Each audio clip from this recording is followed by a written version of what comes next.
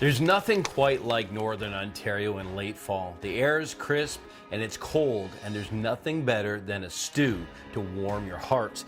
Now what I have in front of me is wild rabbit, and I'm gonna do a wild rabbit stew, but on top I'm gonna do dumplings. This is gonna be one of the most heartwarming recipes that you've seen yet, and it's a great way to use this beautiful rabbit.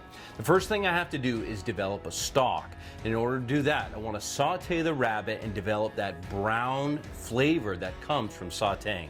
I'm gonna deglaze with beer, add some water, and then I've got some great vegetables. The key is to stew over a long period of time to break it down and to get all that beautiful rabbit flavor out. The first thing is I need a good cast iron pan.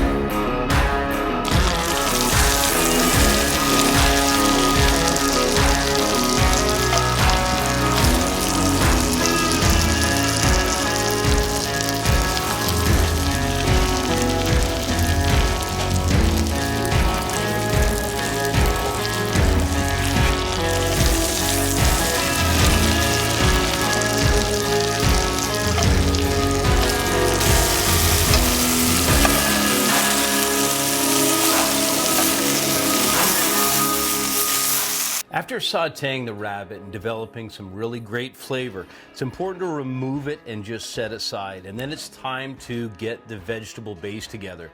Now the vegetable base of onion, carrot, potato, garlic, and the fragrance of rosemary, those things together are really going to enrich this beautiful recipe.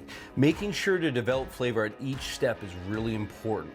So we're going to saute those as well. A little bit of butter, salt and pepper to bring out any of the liquid and to develop flavor. It'll probably take 8 to 10 minutes, but then we'll deglaze with beer and really get the flavor going.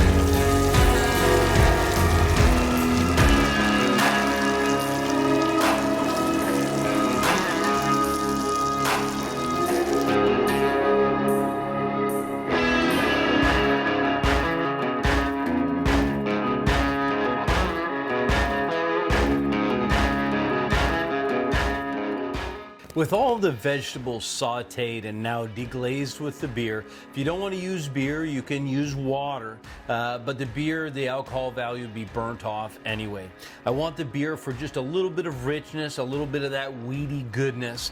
Now it's time to put the rabbit back into the pot. And what I want to do is I want to nestle all these pieces down inside the veg, and all the beautiful rabbit flavor will come out. And the most important thing is that all that beautiful flesh is going to break down, it's going to become soft, and it's going to become tender. Once I get everything in, I want to top this up with water, cover it up, and then basically what I'm going to do is braise it. Braise it until that rabbit is fall apart tender.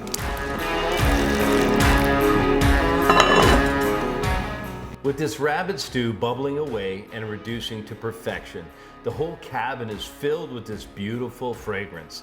Now it's time to do those buttermilk dumplings.